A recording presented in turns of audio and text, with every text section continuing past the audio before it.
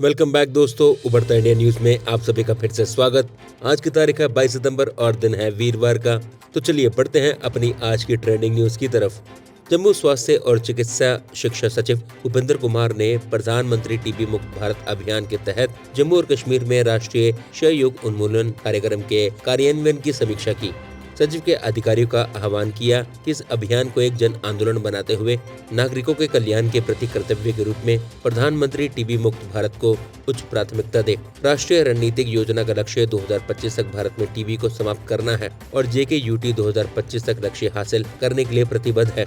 उन्होंने जम्मू कश्मीर में टीबी के उन्मूलन की दिशा में 360 डिग्री दृष्टिकोण के रूप में युद्ध स्तर पर सामूहिक प्रयासों, जन भागीदारी की भावना पर जोर दिया। उन्होंने संभागीय नोडल अधिकारियों और कार्यक्रम अधिकारियों को टीबी मामले की अधिसूचना की निगरानी, उपचार के अलावा रियल टाइम रिपोर्टिंग और सामुदायिक भागीदारी को प्रमुख संकेतक के रूप में सुनिश्चित करने के लिए लगातार प्रयास करने का निर्देश दिया। निर्वाचित प्रतिनिधियों, सहकारिता, गैर सरकारी संगठनों और अन्य व्यक्तियों को दाताओं के रूप में आगे आने और टीबी के इलाज के लिए रोगियों को सहायता प्रदान करने के लिए खुद को निक्षेप पोर्टल पर पंजीकृत करने के निर्देश भी जारी किए गए। हिमाचल प्रदेश के कांगड़ा में जिला प्रशासन ने 26 सितंबर से शुरू हो रहे नवरात्रों में ज्वालामुखी मंदिर में कुछ चीजों पर बैन लगा दिया है। मंदिर के अंदर नारियल ले जाने पर प्रतिबंध लगाया गया है। ये जानकारी मंदिर प्रबंधन के एक प्रवक्ता ने बुधवार को दी। नवरात्रों में लाखों श्रद्धालु मां ज्वाला जी का दर्शन करने आते हैं। मंदिर परिसर में फोटो खींचने पर भी प्रतिबंध रहेगा। मंदिर प्रबंधन के एक प्रवक्ता के अनुसार मंदिर के कपाट सुबह 5 बजे खुल जाएंगे और इसके बंद होने का समय दैनिक आधार पर मंदिर आने वाले तीर्थयात्रियों की संख्या के आधार पर तय किया जाएगा। मंदिर में निर्धारित समय पर आरती और भोग प्रसाद किया जाएगा। मंदिर परिसर और शहर की साफ सफाई के लिए 100 अतिरिक्त सेवादार नियुक्त किए गए हैं और 50 अतिरिक्त पुलिसकर्मियों की भी तैनाती की गई है। मंदिर में 6 नए डिजिटल CCTV कैमरे लगाए गए हैं, जिनको मिलाकर मंदिर की सुरक्षा के लिए कुल 72 कैमरे काम कर रहे हैं। प्रवक्ता ने कहा कि ज्वालामुखी शहर में बड़े वाहनों का प्रवेश भी वर्जित रहेगा। सौर ऊर्जा समाधान मुहैया कराने वाली कंपनी विक्रम सोलर ने मंगलवार को कहा कि उसे 350 मेगावाट बिजली परियोजना के लिए एक अमेरिकी कंपनी से ठेका मिला है। कंपनी ने एक बयान में कहा कि यह ठेका सौर मॉड्यूल की आपूर्ति के लिए है। परियोजना अमेरिका के एरिजोना में स्थित है। इस ठेके से अमेरिका में विक्रम सोलर की उपस्थिति और मजबूत होगी।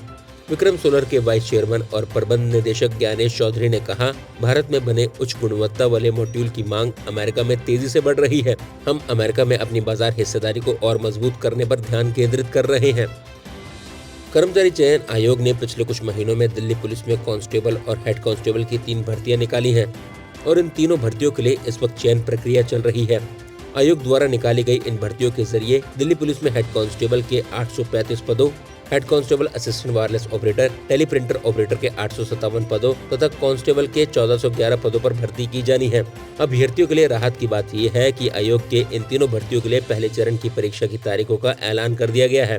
आयोग द्वारा जारी किए गए नोटिस के मुताबिक इन तीनों भर्तियों के लिए कंप्यूटर बेस्ड टेस्ट का आयोजन अक्टूबर महीने में किया जाना है। वहीं अगर आप इन भर्तियों के लिए होने वाली परीक्षा में हिस्सा लेने जा रहे हैं तो बचे हुए समय में इनकी बेहतर एवं पक्की तैयारी के लिए आप सफलता के Delhi police e-book 2022 download now की सहायता ले सकते हैं और घर बैठे इनकी कंप्लीट तैयारी करके दिल्ली पुलिस में नौकरी हासिल कर सकते हैं। अगली खबर यहाँ पर दिल्ली जयपुर राजमार्ग को लेकर। दिल्ली जयपुर राजमार्ग पर एक वाहन के खराब हो जाने के कारण बुधवार को मानेसर से गुरुग्राम की ओर जाने वाले लोगों को भारी यातायात जाम का सामना करना पड़ा। यातायात पुलिस ने ट्विटर पर स्थिति के बारे में परामर्श जारी किया और मार्ग में बदलाव के लिए साइन बोर्ड भी लगाए। पुलिस उपायुक्त RS सांगवान ने कहा, एक गाड़ी खराब हो जाने के कारण यातायात जाम लग गया। हमारे दल यातायात के प्रबंधन के लिए मौके पर मुस्तैद हैं तथा स्थिति नियंत्रण में है। इस राजमार्ग के मुख्य हिस्से को बुधवार को अगले 6 दिनों के लिए बंद कर दिया गया है। इस राजमार्ग के जयपुर दिल्ली लेन पर भारतीय राष्ट्रीय राजमार्ग प्राधिकरण द्वारा किए जा रहे भार वहन क्षमता परिवहन के चलते ये कदम उठाया गया है। यातायात जाम में जो लोग फंसे उनमें ज्यादातर कार्यालय जाने वाले लोग थे। सुप्रीम कोर्ट संविधान पीठ की सुनवाई का सीधा प्रसारण 27 सितंबर से YouTube चैनल पर करेगा। सूत्रों ने बुधवार को बताया कि मंगलवार को सभी न्यायाधीशों के सर्वसम्मत फैसले बाद 5 न्यायाधीशों की संविधान पीठ की कार्यवाही की लाइव टेलीकास्ट की तैयारियां शुरू कर दी गई हैं। EWS कोटे की वैधता, भोपाल गैस त्रासदी मामला, दाऊदी बोहरा समुदाय में बहिष्कार की धार्मिक प्रथा आदि की सुनवाई संविधान पीठ द्वारा की जा रही है। उत्तर प्रदेश के संबल जिले से सरकारी स्कूल की बड़ी लापरवाही सामने आई है। यहाँ सहायक अध्यापक स्कूल में 5 साल की बच्ची को बंद कर चले गए। जब बच्ची छुट्टी के बाद स्कूल से घर नहीं पहुंची तो परिजन ने उसकी तलाश शुरू की और उसका कहीं भी पता नहीं चला।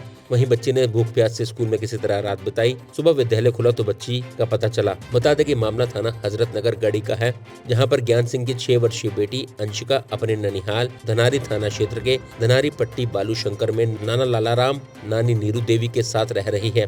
बच्ची गांव के प्राथमिक विद्यालय में पहली कक्षा की छात्रा है। मंगलवार की सुबह छात्रा विद्यालय गई थी। विद्यालय का समय सुबह 8 बजे से दोपहर 2 बजे तक का है। छुट्टी के बाद जब छात्रा विद्यालय से घर नहीं पहुंची तो परिजनों को चिंता हुई। 2:30 बजे नानी विद्यालय पहुंची और छात्रा की तलाश की। अगली खबर यहाँ पर कुल्लू मनाली से आती हुई। शिक्षा मंत्री गोविंद सिंह ठाकुर ने प्रशासनिक अधिकारियों के साथ मंगलवार को डोबी पैराग्लाइडिंग साइट का निरीक्षण किया। इस दौरान उन्होंने स्थानीय पैराग्लाइडिंग पायलटों को लैंडिंग के लिए आ रही समस्या का समाधान भी किया। पैराग्लाइडिंग साइट पर पायलटों को लैंडिंग के लिए अतिरिक्त स्थान की जरूरत है। यहाँ पर सरकारी भूमि पर लर्निंग के लिए सभी तरह की औपचारिकताएं पूरी कर पैराग्लाइडिंग पायलटों को लर्निंग के लिए सुविधा मिलेगी, जिससे पैराग्लाइडिंग पायलटों की समस्या का भी समाधान होगा। मंत्री ने मामले पर उचित कार्रवाई का आश्वासन दिया। उन्होंने कहा कि कुल्लू मनाली में एडवेंचर स्पोर्ट्स को बढ़ावा देने के लिए प्रदेश सरकार कृत संकल्प है। उन्होंने कहा कि पैराग्लाइडिंग लर्निंग को लेकर आ रहे समस्या को लेकर पैराग्लाइडिंग एसोसिएशन का एक प्रतिनिधिमंडल 2 दिन पहले मिला था। उन्होंने कहा कि डोबी में सरकारी भूमि पर पैराग्लाइडिंग लैंडिंग का स्थान चयनित किया गया है, जहां पर सभी तरह की औपचारिकताएं पूरी की जा रही हैं, ताकि भविष्य में पैराग्लाइडिंग ऑपरेटर को लैंडिंग के लिए कोई समस्या न आए। रादौर क्षेत्र में मंगलवार देर रात आई बारिश ने किसानों के माथे पर फिर से चिंता की लकीरें खींच दी हैं। दरअसल बारिश के साथ आई तेज हवा के कारण धान व गन्ने की फसल खेतों में बिछ गई। गांव बुबका के किसान नाथीराम ने बताया कि बारिश के कारण किसानों को काफी नुकसान झेलना पड़ा है। उन्होंने बताया कि धान की काफी फसल तो इस बार अज्ञात बीमारी के कारण खराब हो चुकी है, लेकिन अब जो फसल मंडी में बिक्री के लिए ले जाने की किसान तैयारी कर रहे थे, उस पर भी बारिश ने पानी फेर दिया है। उन्होंने बताया कि धान की जो फसल खेतों में बिछ गई है, उसकी न केवल गुणवत्ता प्रभावित होगी, बल्कि उसकी कटाई के लिए भी उन्हें अतिरिक्त खर्च वहन करना पड़ेगा। किसानों का कहना है कि धान की फसल के साथ साथ गन्ने की फसल भी बारिश के दौरान आई तेज हवाओं के कारण खेतों में गिर गई है। प्रधानमंत्री नरेंद्र मोदी के नेतृत्व में बुधवार को कैबिनेट की बैठक हुई, जिसमें 3 निर्णय लिए गए। कैबिनेट ने नेशनल लॉजिस्टिक पॉलिसी 2022 को मंजूरी दे दी है। ये रसद सेवाओं में अधिक दक्षता के लिए यूलिप मानकीकरण, निगरानी ढांचे और कौशल विकास की शुरुआत करेगा। केंद्रीय मंत्री अनुराग ठाकुर ने कहा कि इसका मकसद लॉजिस्टिक परफॉर्मेंस इंडेक्स रैंकिंग में सुधार करना और वर्ष 2030 तक देश को शीर्ष 25 देशों में शामिल करना है। इसके साथ ही मंत्रिमंडल ने उच्च दक्षता वाले सोलर पीवी मॉड्यूल्स ट्रांस 2 के लिए पीएलआई स्कीम को मंजूरी दे दी है। इसके लिए 19,500 करोड़ रुपए का प्रावधान रखा गया। साथ ही 14 क्षेत्र में पीएलआई स्कीम लाई गई है। केंद्रीय मंत्री अनुराग ठाकुर ने इस बात की जानकारी दी है। कैबिनेट ने इसके साथ ही सेमीकंडक्टर्स और डिस्प्ले मैन्युफैक्चरिंग इकोसिस्टम के विकास के लिए कार्यक्रम में संशोधनों को भी मंजूरी दी है। केंद्रीय मंत्री ने कहा कि इसके तहत प्रौद्योगिकी नोड्स के साथ साथ मिश्रित अर्धचालक, पैकेजिंग और अन्य अर्धचालक सुविधाओं के लिए सेमीकंडक्टर उत्पादन इकाइयों को 50% प्रोत्साहन राशि दी जाएगी। तो दोस्तों, ये थी आज की टॉप ट्रेंडिंग न्यूज। चैनल आपका अपना है। वीडियो पसंद आया तो जल्दी से सब्सक्राइब बटन को प्रेस कर दें और बेल आइकन को भी दबा दें, ताकि देश दुनिया की किसी भी वायरल खबर से आप अछूते ना रहें। मिलते हैं आपसे अगली न्यूज के साथ। अभी चाहेंगे इजाजत। जय हिंद।